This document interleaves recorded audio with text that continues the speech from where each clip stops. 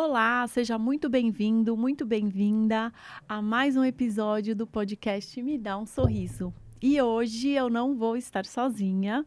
Eu trouxe aqui para conversar com vocês uma pessoa brilhante, um profissional assim que eu admiro demais pela sua experiência, pela sua conduta.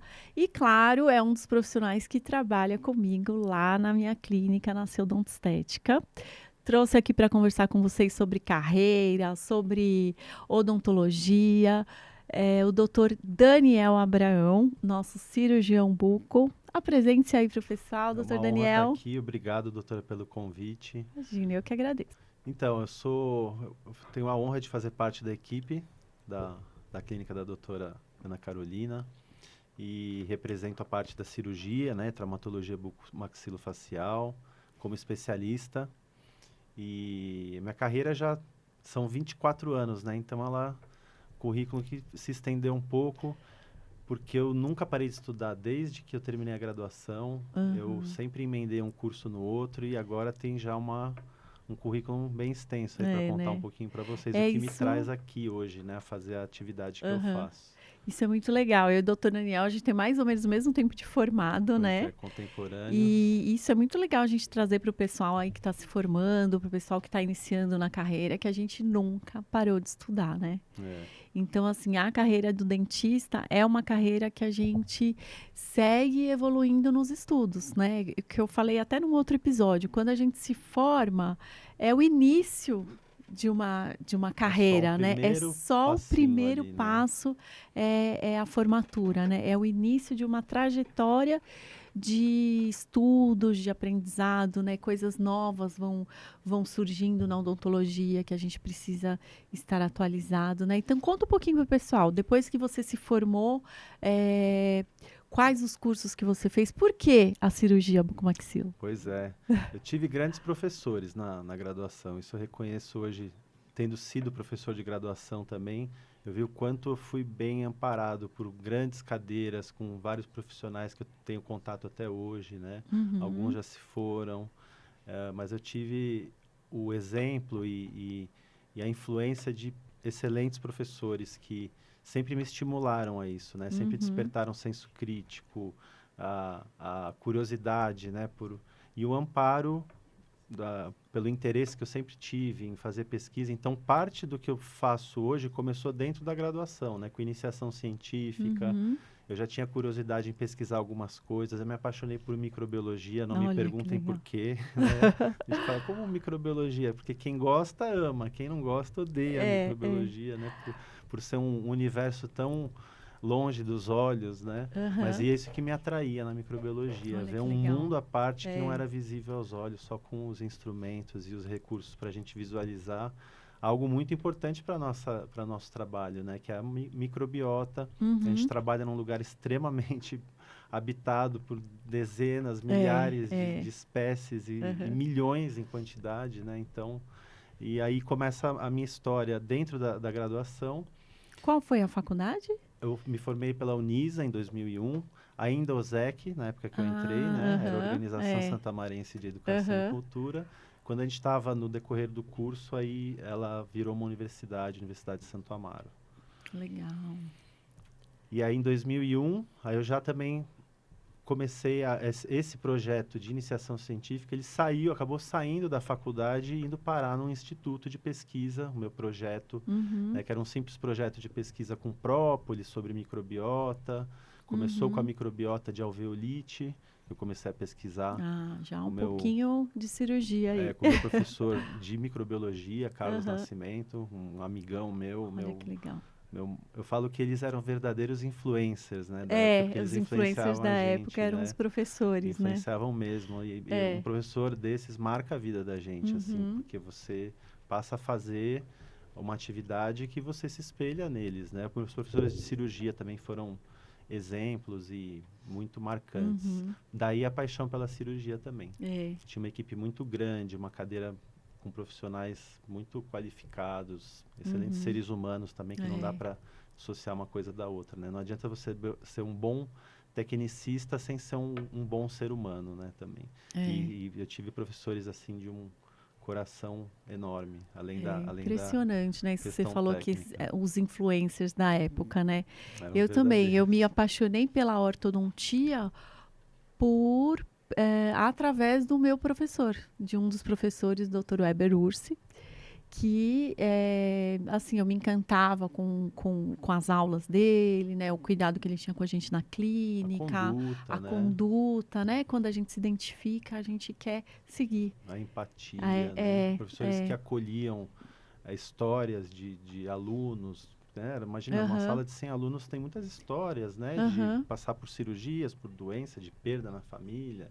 Em 5 anos acontece muita coisa. E É. sempre vi um lado acolhedor da grande maioria desses meus professores. Uhum. Ai, muito legal.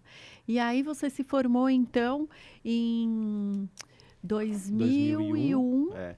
Eu fiz uma mão e meio aí, contrária, né, do aham, que a maioria das pessoas costuma fazer. Hoje, até quando algum aluno vem se consultar aham, comigo, assim, saber da carreira, o que que eu faço, como que é para fazer a cirurgia uhum, bucomaxilo, se especializar, eu oriento que, assim, terminou a graduação, tenta se especializar em uma área, né, não se desgastar muito fazendo clínica geral, com várias especialidades. Porque, eu fiz isso, na aham, verdade, porque como eu tive disciplinas que eu achava excelente a qualidade do ensino e a gente aham, saía fazendo bem uma endodontia, por exemplo, a gente saía com uma é, é, base boa de aham, cirurgia.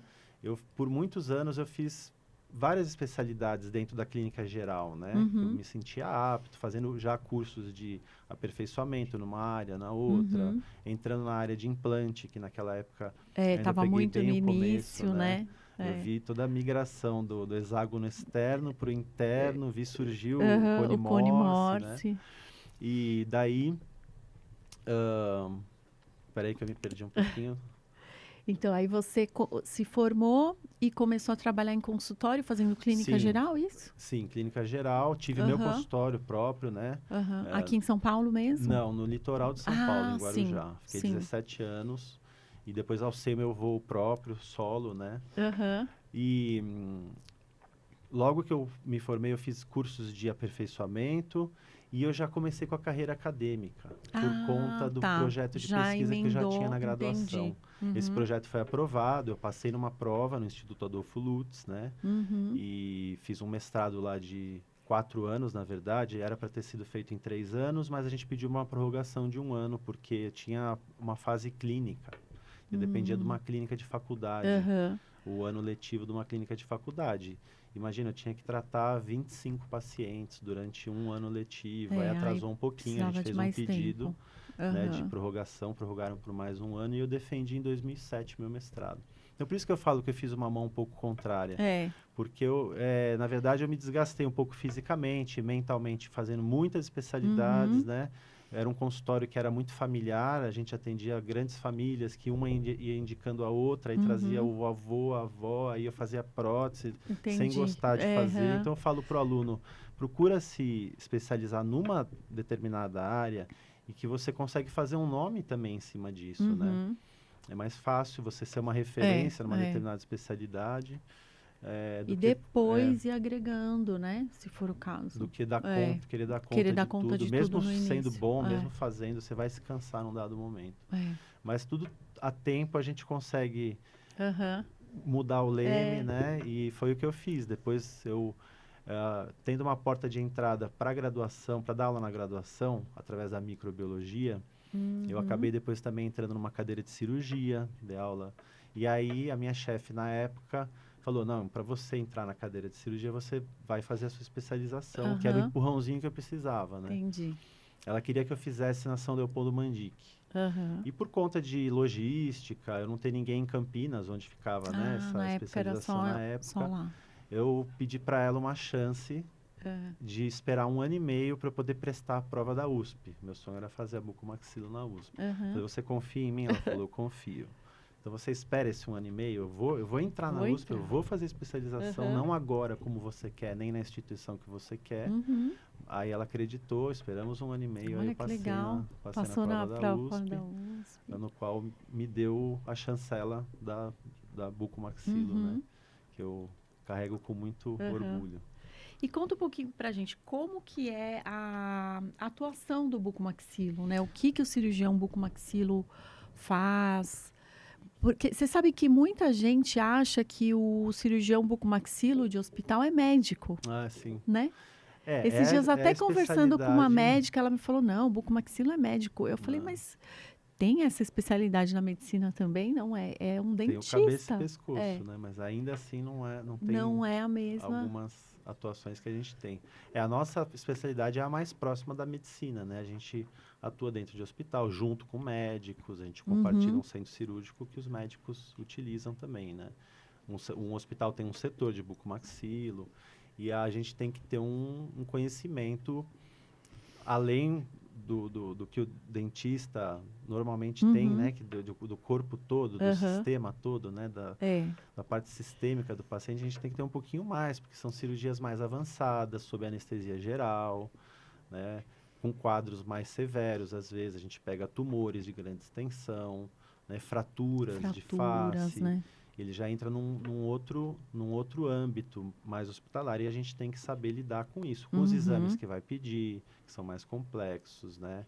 Com a urgência, a emergência desse paciente, ela é diferente, né? uhum, Então, é a área mais próxima da medicina mesmo. E a gente atua em várias frentes, né? A gente trata as fraturas de face, os grandes tumores, as correções de posicionamento uhum. ósseo, né? Nas malformações, a cirurgia ortognática, né? Cirurgia Que corrige ortognática. essa parte óssea.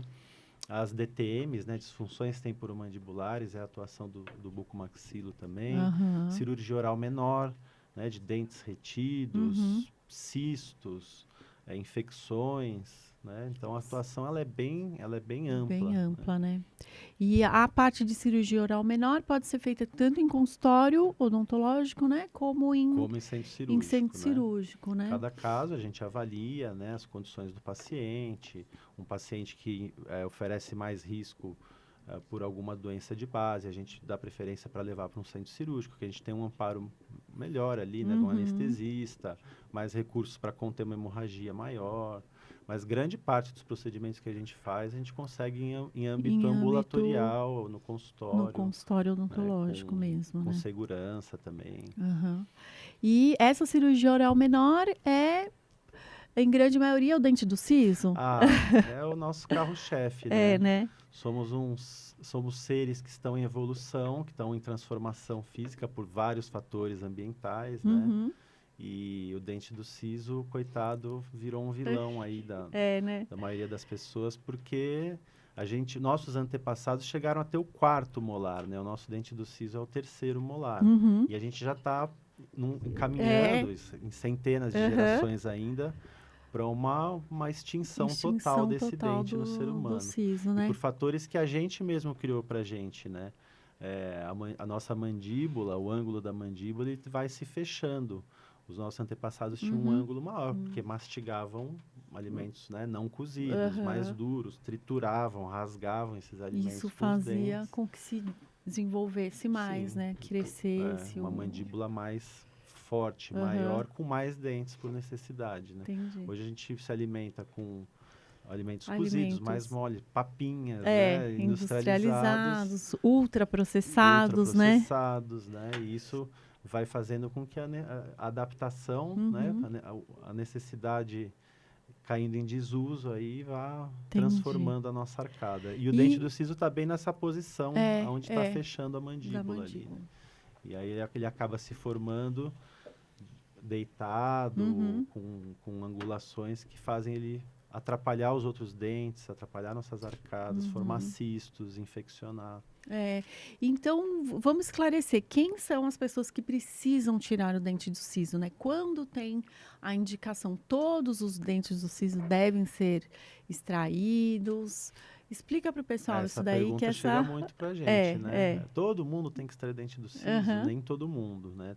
Quem tem os dentes do siso formados, eles estão em posição, que a pessoa consegue higienizar, e ele faz, né, faz parte dessa da mastigação, mastigação. né? Esses dois dentes se tocam e ele Uhum. tritura o alimento, ninguém E o não precisa paciente higieniza remover. numa boa, né? Ele não Tá em se função, queixa, está em mastigando. função, A né? pessoa consegue higienizar, passar o fio, escovar, não, Ele é Não um tem dente como indicação, é um qualquer dente outro, como qualquer né? outro, né? Agora, por conta dessa evolução e o mau posicionamento dele faz com que tenham algumas repercussões para ele, né? Forma mais cárie, mais bolsa periodontal, acúmulo de placa, Uhum, faz com que, às vezes, o mau posicionamento dele prejudique um dente vizinho, né? Se ele se apoia num segundo molar, uhum, esse segundo molar vai sentir e vai começar um processo nele de degeneração do aham. tecido dele. Então, esse é um risco, né? Um dos riscos de manter esse dente na boca. É. Essas pessoas precisam Esse remover. note. E aquele dente incluso, que normalmente o siso, por não ter espaço, ele está inclinado, né? Ele encontra ali uma posição e fica incluso ali. Lá dentro do osso, que o paciente não percebe. E esses casos? Olha, tudo é questão de avaliação, né? Tem dentes que a gente pondera se o risco de removê-lo for maior do que de deixá-lo, né? Se é um Uhum, dente que não está infectado, ele não tem contato com o meio bucal, nunca vai se contaminar com a placa bacteriana, não tem propensão a formar nenhum cisto dentígero em volta dele, tem isso. casos que a gente até Aham, deixa e vai aham. E vai monitorando. Cada 6 monitorando. meses pede uma Aham. radiografia, né? Então, e quanto mais tempo passa, né, pacientes a partir de 35 anos para frente, vai diminuindo o risco dele ter alguma complicação naquele dente. Então, se Entendi. ele não está atrapalhando a Uhum. arcada, nem o dente vizinho, não tem infecção, nada, a gente, alguns casos deixa, é questão de Vai ponderar. preservando, né? Se não tem indicação ortodôntica, muitas vezes, porque às vezes Uhum. ele atrapalha a É, movimentação é, que o ortodontista precisa, né? é. Nesses Tem casos, esses casos principalmente até os também. superiores, né? São os que eu, como ortodontista, os que às vezes eu preciso muito daquele espaço, né, posterior ali do siso para fazer a movimentação. Então, para a ortodontia, costumo indicar muito a extração dos superiores, né? Sim, E os inferiores por conta às vezes, quando eles estão semi-inclusos, né? também. Porque já tem uma porção ali em contato com o meio bucal, isso vai gerando uma comunicação, né? Do meio Sim. externo com o meio Tem aqueles interno. casos em que ele não tem um espaço para erupcionar totalmente a coroa, aí ele erupciona uma parte e a outra parte fica encoberta com uma gengiva que Uhum, vira um é, foco infeccioso, né? é. Acumula placa ali, gera infecção. Eu já peguei casos de abscessos enormes, cujo Uhum, foco era aquela região, né? é. Muitos pacientes têm essa queixa, né? Ai, sente ali uma dor por um período, toma um remédio, passa e vai deixando, né? É. E vai deixando. E normalmente acontece sempre assim, em feriado, É, em ano novo, aham, em sim. viagens. E Viagens. sabe que eu já li matéria sobre isso, que tem um porquê, que as pessoas falam, pô, isso só acontece quando eu estou viajando, só Ah, é? acontece em feriado. Porque as pessoas, na verdade, quando estão viajando, comem mais, experimentam outros alimentos, Aham, descuidam um pouco da da higiene, porque higiene. estão, É. num passeio ali. Tem uma Sai da associação, não rotina, é né? só Não assim uma é. impressão de que Aham, isso acontece mais em ano novo. Puxa, bem no feriado em que os dentistas também estão descansando, uhum. vai acontecer. Claro, você está de férias, você está em festa, né? É, Então é. tem uma Tem uma relação com isso relação mesmo mesmo, é com isso. engraçado, né? E por que que as pessoas têm tanto medo de tirar o siso, né? Esse tabu, né, de tirar o siso, é realmente perigoso? Quais são as intercorrências que podem acontecer? Como que a gente pode manejar para que o paciente tenha segurança para fazer essa cirurgia? Olha, toda cirurgia, por menor que seja, tem o seu risco, Uhum. né? Risco dos menores aos maiores, toda cirurgia é considerada. A gente trabalha sempre com gestão de risco da cirurgia. O que pode dar Aham. errado? É. Uma cirurgia feita sob anestesia local, né? É uma cirurgia que é invasiva, ela é feita em ambiente contaminado, mas tudo isso feito dentro do protocolo Uhum. medicamentoso, né? Fazer pedido de exame complementar para esse paciente, um Uhum. hemograma, um coagulograma, um bom exame de imagem. Fazendo bem Sim. Uhum. planejado, os riscos diminuem muito, né? E na Uhum. prática a gente não vê grandes Sim. intercorrências Aham. acontecendo, complicações, porque a gente trabalha dentro de um protocolo de segurança, né? Aham. E examinar o paciente, o estado geral dele, fazer uma consulta prévia, preencher uma anamnese com, né, todas as informações, Aham. histórico familiar. Isso aí vai diminuindo muito o risco. no geral, uma cirurgia muito segura, né? A gente tem bons anestésicos, muito seguros, uma variedade deles. Então, para cada situação, para cada quadro desse paciente, a gente encontra um anestésico correto, né? Que deixa a cirurgia mais segura. Uma gama muito grande de antibióticos, né? Com alternativa para pessoas alérgicas. Isso também diminui risco de infecção. Entendi. Bons equipamentos. Isso que eu ia falar. Hoje em dia as técnicas são bem menos traumáticas. Bem menos invasivas, né? Invasivas do que antigamente, Quando né? a gente entrou na faculdade, a gente ainda comprava no kit cirúrgico cinzel e Cinzel e martelo. martelo. Não é à toa que algumas pessoas têm trauma mesmo. Antigamente, o paciente sofria mais na cadeira mesmo, né? Então, tem essas crendices de que é uma cirurgia que tem que fazer força.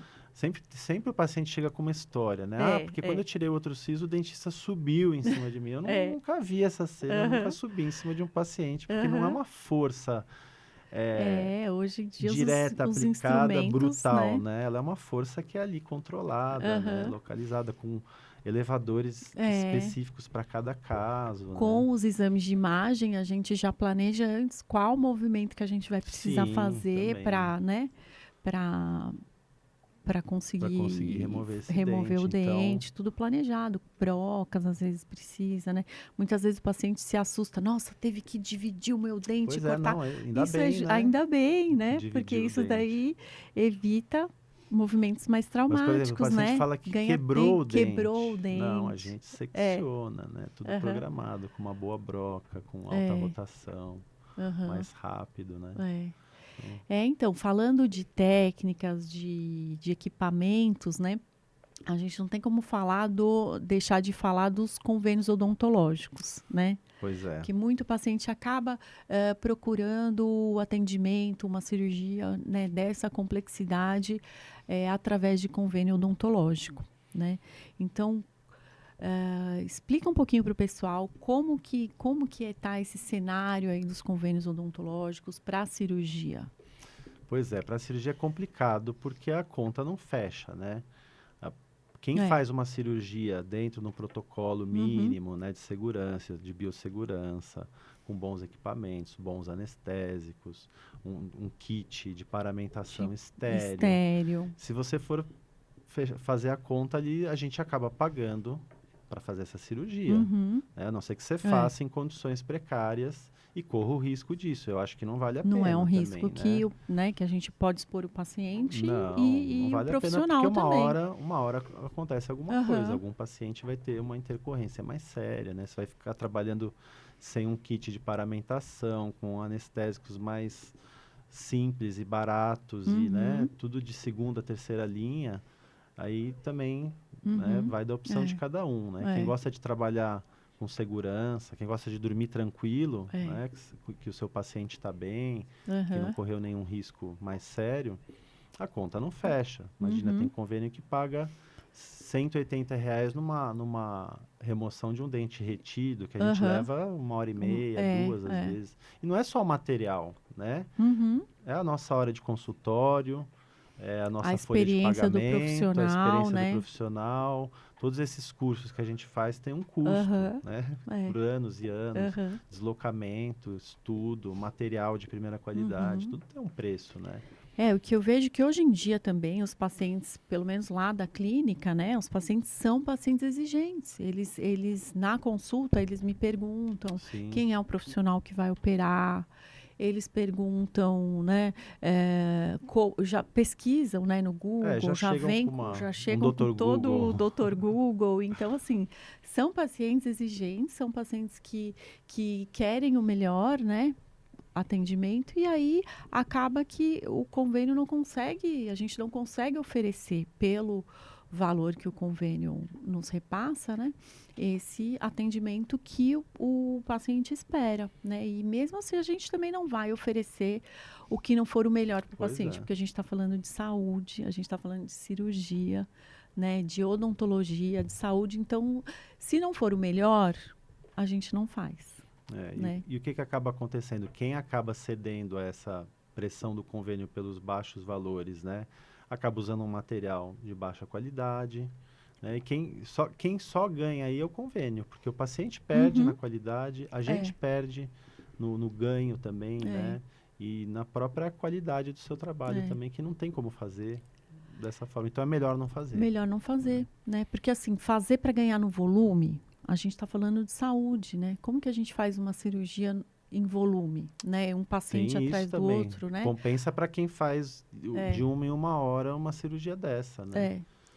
E não é o E que a caso. gente até estava falando mais cedo do cenário, né? Que antes da pandemia a gente já tomava todo esse cuidado, né? De EPIs, de Barreira, intervalo sim, entre né? um paciente e outro para desinfecção da sala, né? E até você comentou uma questão interessante, né? Conta para o pessoal Os os marcos da da odontologia que odontologia. mudaram o protocolo, né, de atendimento foi a aparição do HIV, que mudou todo o protocolo naquela época, nos anos 80. Por exemplo, eu tive professores que contavam pra gente que eles atendiam sem luva. É, Né? eu cheguei a passar em dentista, você também Pois deve é, ter, né? também. Que não usavam luvas. Só usava Né? quando ia fazer uma cirurgia, uma luva de procedimento, às É. vezes, né? É. Que não é a É. específica para um procedimento cirúrgico. E aí passaram a usar a luva, mudaram o protocolo da esterilização, tudo em função do HIV, né? Uhum. E hepatite C também, que na verdade é até pior, né? O risco biológico da hepatite C, que é um vírus que dura mais tempo, né? Exposto, dura dias às vezes. Enquanto que o HIV dura alguns minutos ali na matéria orgânica. E o Covid. E o Covid que mudaram foi o nosso outro protocolo marco, também, né? Quem não lembra do Face Shield, Uhum. né? O Propé até hoje foram coisas que ficaram até hoje, né? Face Shield caiu um pouquinho em desuso porque é horrível pro cirurgião. Que a gente que precisa ali da visão, né, clara, algumas face shields atrapalham ali fica aquela barreira visão, na frente, né? E para quem aprendeu a trabalhar sem ele, talvez quem tenha alunos de pandemia tenham se acostumado com ele e consigam usar, né? Eu vejo que tem profissional que super se adaptou e continua, né? Era a mesma usando. queixa dos professores que tinham que usar luva, porque eles achavam que perdia a sensibilidade, tato, o tato. E quando colocava a luva, não se perdiam ali, né? A mesma barreira ali, né? E com toda essa evolução, os convênios não acompanharam, essa evolução, Encareceu o atendimento odontológico. Encareceu. Você precisa de um equipamento né, mais específico, um ultravioleta para desinfecção ali das bancadas. Uma máquina para vestir o propé. Quem gosta de investir, né, nessas coisas, então aumenta o custo mesmo. E aí fica inviável fazer pelo convênio, né? Em se tratando de saúde, a gente tem que pensar no melhor, né? Sim. No melhor para todo mundo. Tem que ser bom para o profissional, tem que ser bom para o paciente também, né? E aí, que eu falo que esse negócio do convênio parece um telefone sem fio, né? O convênio faz um acordo com o paciente e o convênio faz um outro acordo com o dentista, mas na hora da solução do problema, o convênio não está envolvido, né? É o profissional com o paciente que precisam encontrar a melhor solução. E aí, enfim, aí todos os contratos ali se perdem, porque a gente não consegue chegar no melhor para os dois envolvidos mesmo, né? Exatamente. Isso. Então, fora a cirurgia... outro assunto interessante. Fala um pouquinho pra gente sobre a sedação. Os pacientes que têm medo de cirurgia. Que delícia operar o paciente sobre sedação consciente. O doutor Daniel também é um especialista em sedação, habilitado. De uns 3, 4 anos para cá, que virou, na verdade, uma outra atividade minha atualmente. Né? Eu uso, claro, para os pacientes que eu opero, né, que faço as cirurgias orais menores, mas me chamam em vários consultórios também, porque não é todo mundo que leva, né, aqueles cilindros enormes, né, a malinha, não sei o que, eu tô para cima e para baixo aí carregando, e é uma atividade que eu gosto muito de fazer porque ela é muito gratificante. O paciente fica satisfeito, quando é criança, menor, os pais ficam super felizes porque conseguem realizar o procedimento, o cirurgião que está ali operando, fazendo o tratamento, eles não se usa só em cirurgia, né? A gente usa em qualquer procedimento pode utilizar uma limpeza. Uma limpeza. Tem gente que tem pânico do ultrassom, né? Tem gente que tem pânico da alta rotação para fazer uma restauração. Não é só a cirurgia. Tem gente que tem pânico do implante, de imaginar que vai botar um pino no osso, né? Acha que aquilo vai doer, então tem crise de ansiedade, é compreensível. Pós-pandemia, as pessoas estão mais ansiosas, isso a gente vê na cadeira também. Isso foi E nítido, né? não é à toa que voltou essa onda da sedação consciente, porque é uma técnica que é muito antiga, né? isso. Tem mais de 140 anos a sedação consciente. Olha que legal. No Brasil, não é comum você ver em todos os consultórios, né? Tem países, Estados Unidos, por exemplo, todos os consultórios têm. Todo profissional, o cirurgião dentista, sai habilitado da graduação já. A gente tem que passar por uma habilitação depois, legal. né? E aí, há uns 15 anos atrás, teve, assim, um boom, eu me lembro né? mesmo. Muita gente tinha um aparelho, aí depois caiu em desuso. E agora parece que as pessoas estão mais ansiosas e voltou esse uso. Tem alguma intercorrência? Pode ter alguma intercorrência? Não existe na literatura nenhuma intercorrência grave, né? Uma parada cardiorrespiratória, por exemplo, porque são gases que a gente respira na atmosfera. Então, eles só estão numa mistura diferente ali que o aparelho proporciona, que dá essa sensação de sedação leve a moderada, né? O paciente não apaga totalmente, ele não dorme, o que é bom para quem está trabalhando, porque ele fica responsivo, né? Eu posso pedir para ele virar um pouco mais, abrir a boca, levantar a cabeça. A pessoa fica mais relaxada. Relaxada, totalmente. Entendi. Consciente, porém, assim, ela perde um pouquinho a noção do tempo ali, quanto tempo durou o procedimento. Ele potencializa a ação de anestésico, deixa o procedimento mais seguro. Então, na literatura não existe intercorrência. Entendi. Até mulheres grávidas podem. Olha. Né? Porque não é uma substância estranha ao corpo que põe em risco o feto, né? Então, se grávida pode, qualquer grupo pode, né? Porque é um grupo mais, que a gente lida de mais risco, né, e mais cuidado, ou os cardíacos normalmente, né, também, paciente cardíaco pode submeter. Pode também. Claro que quando feito por um profissional habilitado, com aparatos, né, com algum recurso de, caso o paciente venha ter uma intercorrência, a gente monitorizar, né, tá sempre com oxímetro no dedo, medidor de pressão. Mas eu sei lá. Com um profissional habilitado acompanhando, né? Que a gente sempre faz com o Dr. Daniel ali do lado, acompanhando, né? Mas para crianças, né? Pacientes com necessidades especiais, né? Muito paciente com TEA, né? Transtorno do espectro autista, que sob sedação colabora muito mais com o tratamento. Outras síndromes. E pessoas ansiosas mesmo, né? Que a gente pessoa que está ansiosa, suporta, que tem medo, né? Não precisa passar por isso, né? É verdade. E é um excelente aliado do cirurgião dentista. Para outras áreas também se usa, né? Já imagina, 140 anos. Hoje até tatuadores estão usando, estão contratando aí. Mas para o consultório odontológico é um recurso excelente e muito seguro. Ai, muito bom. E o que mais que você acha que agrega aí nas cirurgias, né? A gente fala sobre laser também. O laser é um excelente aliado, né? Principalmente o nível de complexidade de algumas cirurgias que a gente faz são mais invasivas, né? Provocam mais reação inflamatória e dor faz parte, né? Do procedimento no pós-operatório. A gente tem boas medicações para isso, mas o laser, ele até diminui a quantidade de medicamentos que a gente tem que passar, né? Porque ele tem um efeito terapêutico fantástico, né? Já no pós-operatório, a gente vê a diferença até no pré-operatório. Para anestesiar, a gente pode usar o laser como um pré-anestésico, o paciente sente menos. É um excelente estimulador, né, regenerador tecidual. A gente pode usar o laser em tratamento de infecções também, né, com azul de metileno, terapia fotodinâmica.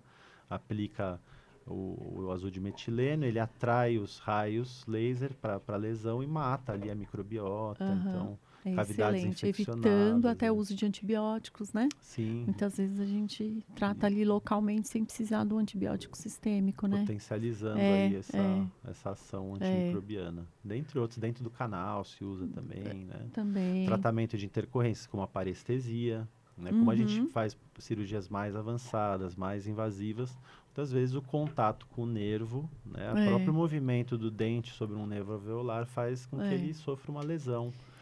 E a gente consegue reverter muito mais rápido com o tratamento com laser infravermelho, principalmente.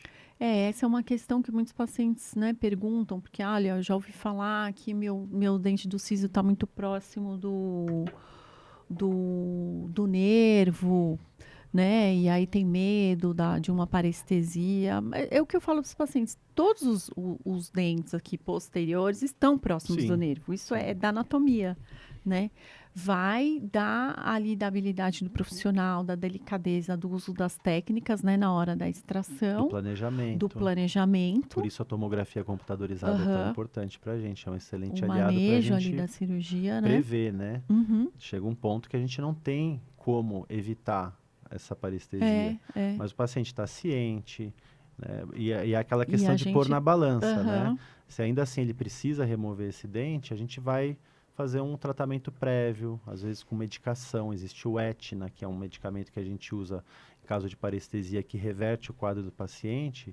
Quando eu vejo, que né, legal. tem casos Aham. extremos que eu vejo que não vou conseguir evitar essa parestesia Aham. pela movimentação. Às vezes o nervo alveolar está Já entre tá as entre raízes as que estão raízes. cruzadas. Como é que eu vou remover ali sem dar uma mínima lesionada, né? Mas é É. algo programado, né? Aham. Não é um Não é um acidente. acidente.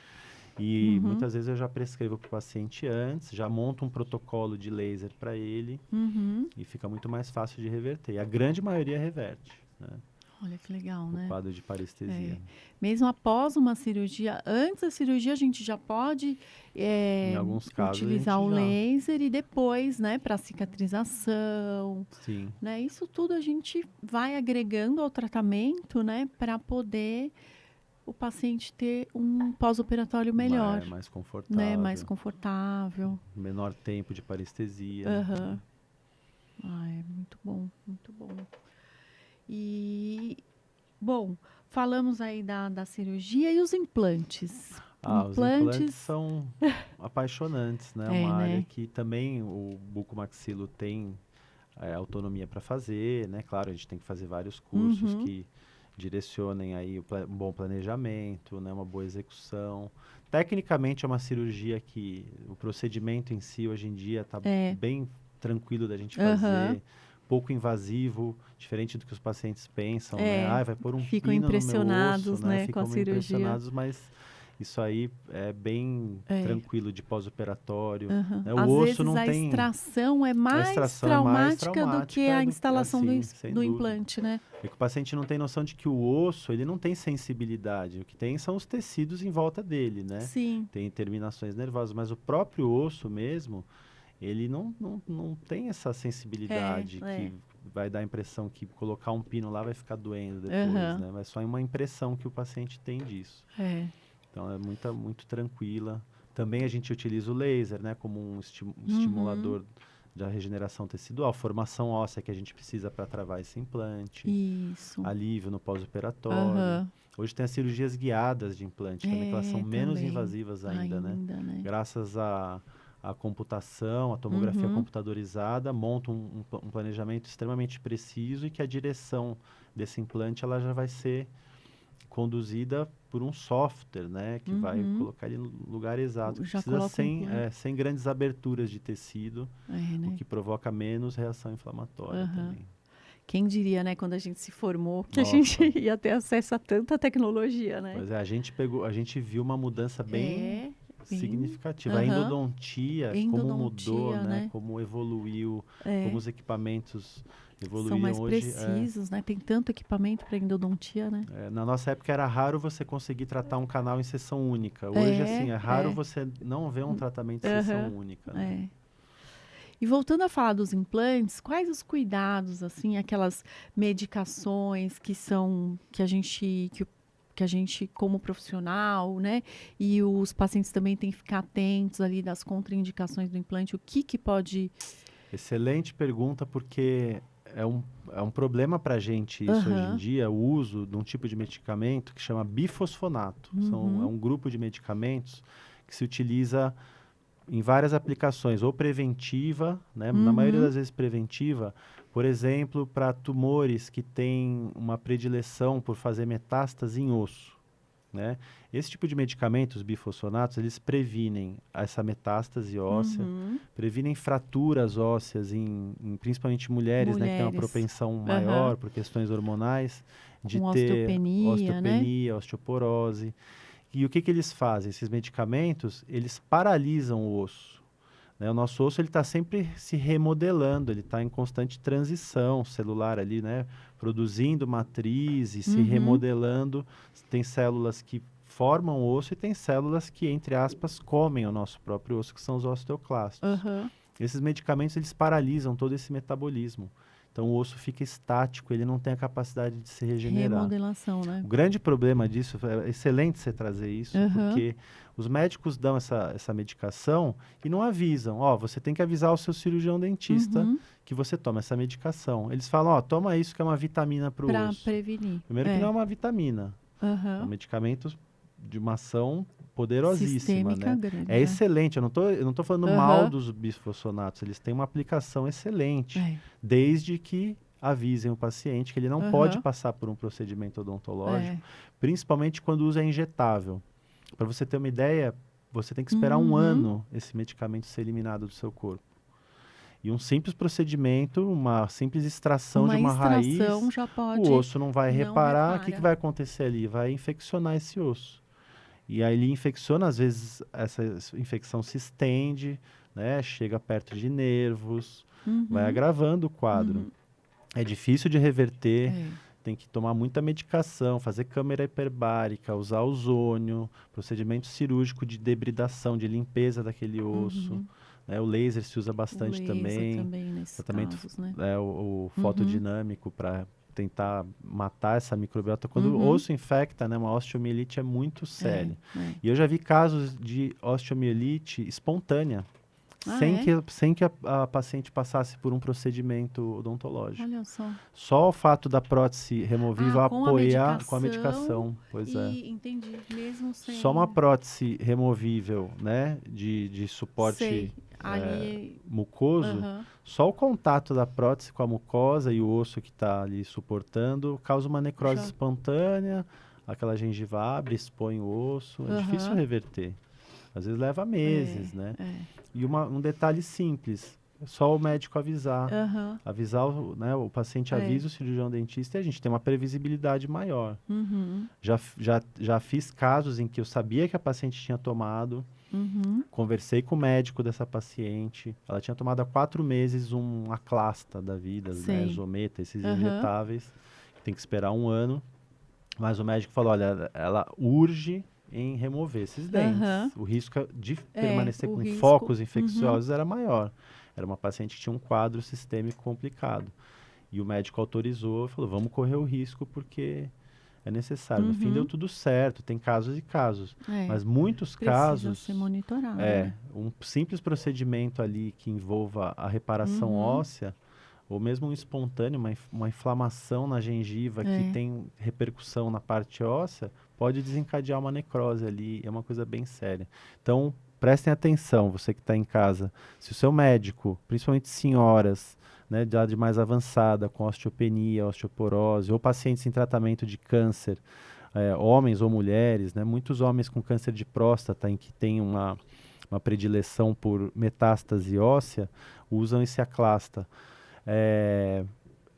Tenham cuidado quando o médico fala, isso é uma vitamina para o osso, não é uma vitamina, é um medicamento bem sério, tá bom? Joia. Recado dado, hein, pessoal? Recado dado. Agora vamos falar sobre um assunto aí mais novo, né, que eu também sei que é uma das suas especialidades, que a gente tem estudado, que é sobre o uso do cannabis na odontologia. Excelente assunto, atualíssimo e com muito futuro pela frente, em termos de estudos, de comércio, de aplicação na nossa área, né? Desde da bucomaxilo, que trata bruxismo, disfunções temporomandibulares, e já se estendendo para a área da ROF, da harmonização orofacial também, né?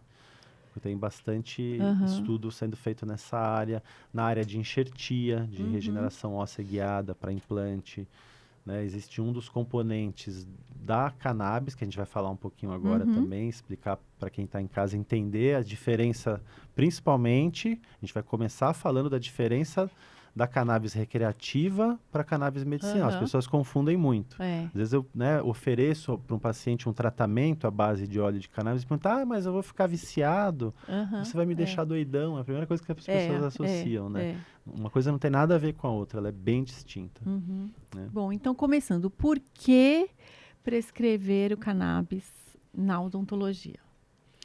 Bom, primeiro porque todo cirurgião dentista, generalista ou especialista, pode prescrever, né?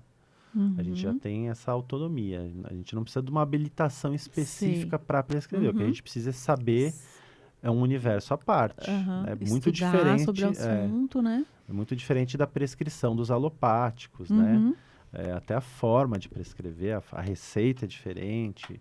E a gente tem que entender que é um tratamento muito individualizado. Né? O tratamento que eu ofereço para você, ele pode até começar parecido com o de outras pessoas, mas a forma que ele vai se desenvolver, ela é única e exclusiva do seu corpo. As respostas que você dá a esse tratamento, é muito individualizado. Então, por isso que a gente tem que fazer um curso que habilite, entre aspas, o que a gente chama de habilitação é que faça entender as particularidades desse tipo de medicamento. Mesmo porque a gente tem um sistema endocannabinoide. Né? A gente produz cannabis dentro do nosso corpo. A gente produz cannabis no nosso corpo. Duas das moléculas que a gente encontra na planta, a gente encontra no nosso corpo. Olha.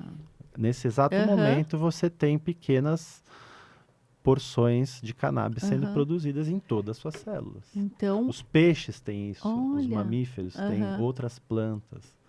Né? Desde que a gente é um embriãozinho, né, em que uma célula vira duas viram quatro viram 8, 16, 32, 64. Essa diferenciação celular, ela é toda guiada já por essas duas moléculas canabinoides encontradas no nosso corpo. Olha que legal. A anandamida e a 2-AG. Uma equivale ao THC da cannabis, que é o tetrahidrocannabinol, que é uma molécula que tem efeito analgésico, que induz o sono também. E a outra, a 2-AG, ela equivale ao CBD, que é todo mundo conhece já esse nome, né? Muita gente já está fazendo uso, ou já viu, né, que tem aplicação para várias áreas. A odontologia, a nossa, é uma das fatias desse bolo. Né? Se usa muito na neurologia, na geriatria, tratamento paliativo para câncer. Tem uma série de aplicações. Na odontologia, a gente costuma indicar em quais situações? Então, o que mais chega para a gente, o que a gente pode prescrever também, tenham ciência disso. A gente não pode simplesmente prescrever para uma pessoa que se queixa de ansiedade. Né? Mesmo que porque hoje muitas pessoas tomam já os ansiolíticos, os antidepressivos. Então, a gente tem uma medicação como qualquer outra, a cannabis. É um princípio ativo que modifica algo no nosso corpo. E essa interação medicamentosa pode ser perigosa. Então, a gente não sai prescrevendo, primeira coisa, né? Então, ela pode ter interação com algum outro medicamento que o paciente está tomando. Ela pode potencializar alguns e diminuir a ação de outros. Sim. Né? A gente tem que saber exatamente o que o paciente está tomando. E sempre conversar com os médicos. Eu nunca atendo o paciente que quer um tratamento com cannabis sozinho. Eu sempre estou conversando com o médico, pedindo autorização dele. A ideia sempre é retirar algum desses outros medicamentos, que tem muitos efeitos colaterais. O próprio bruxismo, né, por incrível que pareça, quem não sabe, ele é uma manifestação secundária do uso de ansiolíticos e antidepressivos, né, os recaptadores de serotonina. O paciente morde, ou de dia ou de noite, né? Uns casos mais severos, outros menos, mas como um efeito colateral dessa medicação. Da medicação, né? O que a gente pensa que está relaxando o paciente, diminuindo a ansiedade, na verdade, por um outro lado, está provocando esse efeito secundário. Entendi. Então, a cannabis ela é sempre prescrita sob esses cuidados. E para a odontologia, né, principalmente a traumatologia, bucomaxilofacial, a gente trata muito caso de disfunção temporomandibular, que tem como origem o bruxismo, né? Uma pessoa que morde muito, há muitos anos, vai lesionando essa articulação, vai degenerando, inflama, né? Forma aderência, estira os ligamentos, né? O disco que faz essa articulação trabalhar de forma correta e sem atrito, livre ali, né? Livre. Então, degenera esses tecidos e é o que chega pra gente. Muita dor orofacial, dor muscular, né? E você vai ver uma coisa está ligada à outra, né? O paciente que é o bruxômano, né? Que faz o bruxismo, ele tem normalmente um quadro de ansiedade, que altera o sono não é reparador, aí, né, uma coisa leva a outra. A dor, né? E a dor, na maioria dos casos presente, mas você vai ver lá a origem do problema é a ansiedade, e você acaba de forma indireta tratando isso também, né? Entendi. Dentre outros, eu tenho histórias lindas de pacientes que chegam pelo bruxismo, mas acabam tendo outros benefícios, né? Vão ver, assim, os hormônios ficam mais equilibrados, e isso... Os exames, tem muito artigo, quem quiser entrar no PubMed, bota lá, cannabis medicinal, né? São mais de 7.000 artigos, e cada dia novos artigos, né? Que vão sendo colocados das mais diferentes áreas. Hoje em dia, muito estudo assim, focado em epilepsia, que foram as primeiras pessoas tratadas com cannabis, eram pessoas que tinham epilepsia bem avançada, né? Sei lá, 100 crises por semana, passa a ter uma. Esse grupo ele é muito importante, ele é um marcador importante de estudos e de resultados fantásticos, né? A fibromialgia, muita gente trata. Fibromialgia, né? Dores crônicas, né? Descompensação hormonal. Uma vez que é uma droga que equilibra as funções do nosso corpo, ela faz que homeostase, que é o que a gente chama. Então você faz equilíbrio de uma série de outras áreas do seu corpo, né? Principalmente a parte assim de indução de sono, repercute muito na saúde mental do paciente. Não causa dependência, diferente do que pensam. Né? Que Mesmo porque se trata dependência de outras drogas, como álcool, tabagismo, crack. Se trata com cannabis. Né? E tem algum efeito entorpecente? Que muitas pessoas têm essa dúvida não também. Tem. Eu vou ficar viciado, vou... Não, primeiro, né, se trata o vício. Ele tem um fator protetor neural. Então, se trata... diferente do que as pessoas pensam, vai queimar meus neurônios, né? Isso está associado à cannabis recreativa. Realmente, não é que queima os neurônios, mas a pessoa fica mais lenta pelo efeito tóxico do tetrahidrocannabinol, que é a única das moléculas, né, das centenas de moléculas que a cannabis tem, que tem o efeito torpe, né? Que tem o efeito tóxico e psicotrópico. Entendi. Para a gente, na cannabis medicinal, o THC é importante porque ele é um analgésico, ele é um excelente analgésico. Como a gente lida com dor, né? É ele que vai fazer efeito analgésico. E na gente também, o seu THC endógeno, ele regula a sua dor. Que a gente produz, regula a dor. Por que muitas pessoas têm dores crônicas? Porque a gente não cuida dos nossos endocannabinoides, da produção deles. A gente, com a vida moderna que a gente não produz eles na quantidade que a gente deveria. Né? Estresse, poluição, alimentos ultraprocessados, falta de atividade física adequada, muita tela. Essa luz, né? Ela quebra a produção de uma série de substâncias e dos nossos endocannabinoides. Sono, né? Provavelmente. Um sono regular limpa tudo isso, volta a produzir os hormônios na dosagem correta, né? Porque quando a gente atinge só quando a gente atinge aquele ciclo de sono, né, completo, que o nosso organismo, se os hormônios são produzidos, né? A gente fixa as informações, e se a gente limpa não tem nosso sistema imunológico, limpa nossos radicais livres que foram produzidos durante o dia. Então, o sono assim, é fundamental. Né? E quem não chega no sono REM, que é muito fácil não chegar, quando você tem todos esses fatores, né, atrapalhando, alimentação inadequada, gente que come tarde, que assiste TV até tarde, que não medita. Né? A gente não cuida dos nossos endocannabinoides. E sabe que até a alimentação pode fazer a reposição deles, uma alimentação mais natural, claro, a gente sabe, rica em cúrcuma. Cúrcuma é um dos alimentos que tem mais canabinoides. Olha, que legal. O óleo de semente de uva, a copaíba tem bastante canabinoide e induz a formação dos nossos endocannabinoides. Entendi. Leite, carne também tem um componente, a palmito, a etanolamida, é um nome enorme, mas ele induz a formação dos nossos endocannabinoides também. Então dá para a gente cuidar um pouquinho da nossa produção endógena. E se falta, a gente consegue repor com os fitocannabinoides, que é a cannabis, com centenas de substâncias que já estão descobrindo cada vez mais, né? O Rafael Mechoulam, que foi o cientista que isolou a primeira molécula, o CBD. A gente tem um brasileiro brilhante, os dois morreram faz pouco tempo, aí logo pós-pandemia, cerca de 2 anos. O professor Elisaldo Carlini também, né? É um dos pioneiros no mundo no estudo da molécula que tem essa ação anti-inflamatória e analgésica endógena, e aí daí se abriu toda essa porta para esse estudo dos componentes da cannabis. Então a gente tem centenas de princípios ativos. O THC é um deles, que é o psicotrópico.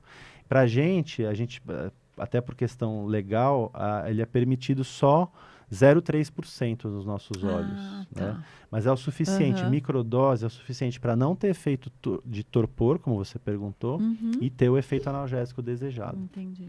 Microdoses, às vezes, são muito melhores.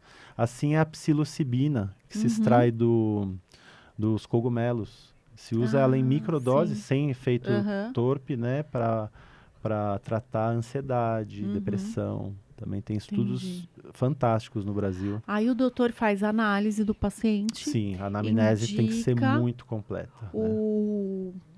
Toda a prescrição, né? Como que funciona essa parte? Hoje em dia é muito fácil, né? A gente prioriza a importação, né? Tem certificado da Anvisa, é muito fácil, você obtém isso entrando no site gov.br, uma das primeiras coisas que aparecem lá é emissão da autorização para importação de medicamentos à base de cannabis.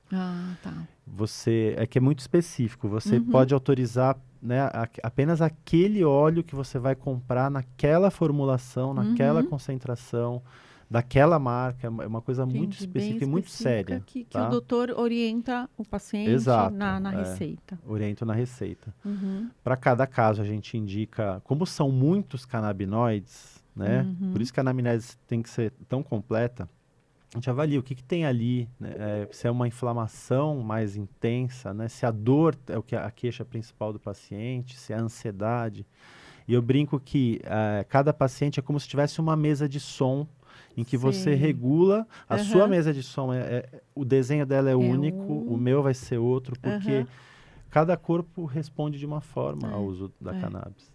E a gente por isso tem que ser feito sob acompanhamento. Cuidado com esses sites que tem aí, cannabis não sei das quantas, Cannabinet, que você aponta um QR Code para uma placa lá na entrada da cidade, ele te manda, tem isso. Meu Deus. Ele te manda para um formulário, não é um médico que faz a consulta, você preenche lá e ele te faz uma receita.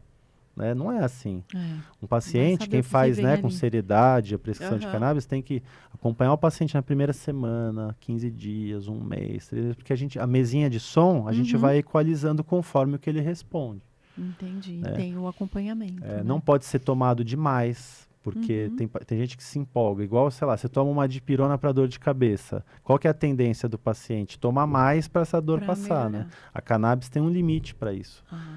As doses mais baixas, elas são mais efetivas. Claro, tem pessoas que eu preciso aumentar um pouco as gotas para ter efeito. Principalmente por fatores corpóreos, né? Peso corpóreo, idade, uso recreativo, a gente recomenda suspender.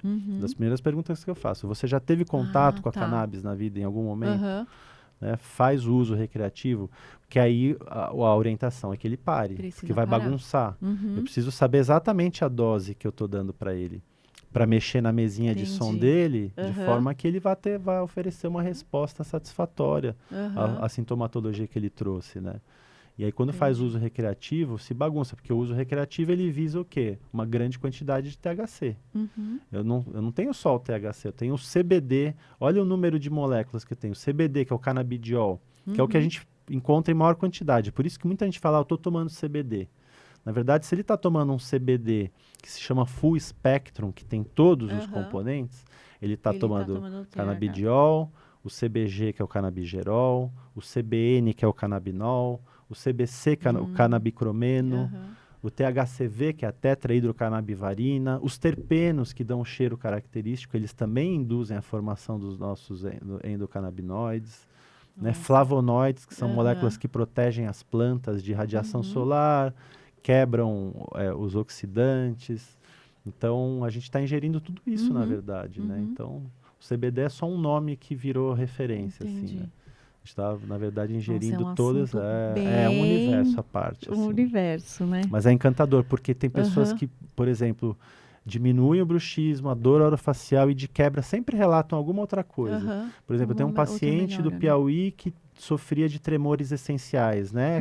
Crises durante o dia de tremor, diferente do Parkinson, mas isso incomodava. Ele passou a usar o CBD para bruxismo e, como consequência, diminuiu, ele fala, em 70% as crises de tremor essencial. Então, é muito gratificante. A gente vê muitos casos, né, de pacientes que já não têm solução, né, que já procuraram vários tratamentos e encontraram a melhora nesse tipo de medicação. Uma coisa que eu ouço muito dos pacientes é que na primeira semana já de uso voltam a sonhar. Quer coisa melhor? Ou seja, eles entraram no sono REM de novo. Doutor, eu voltei a sonhar, não lembrava dos meus sonhos. Né? Isso é muito gratificante. É um excelente marcador de que ele está melhorando, né? Tá com uma boa indução de sono, que está mais relaxado, mais focado, muitas vezes. A pessoa fica mais focada nos assuntos, né? Porque fixa a cognição. Quando a pessoa fala, eu tô com memória péssima, eu tô distraído, Isso é tudo fruto de ansiedade, né? Poxa, que legal esse papo, hein? Muito com bom. o Dr. Daniel. Bom, o nosso tempo já se esgotou. Quem sabe a gente passou muito rápido, né? Não, foi bom. Vamos marcar uma outra para a gente falar só de canabidiol. É uma honra. Canabidiol, canabinoides, né? Fitocannabinoides. Canabidiol é um dos componentes. Ah, tá. Óleo de cannabis, a gente tem várias nomenclaturas aí. Vamos marcar um dia, vocês mandem aí as perguntas, as dúvidas. Eu responderei com o maior prazer. Que aí a gente monta um outro dia só para falar sobre isso. Tá bom? Muito obrigada, doutor Daniel. Eu que agradeço o seu convite, uma honra estar aqui. Nossa, um prazer. Espero ter esclarecido aí para vocês, né? Para todo mundo. Estamos à disposição. Isso aí, estamos à disposição. Encaminhem esse episódio aí para quem possa interessar, tá bom? E espero vocês no próximo episódio. E antes de ir embora, me dá um sorriso.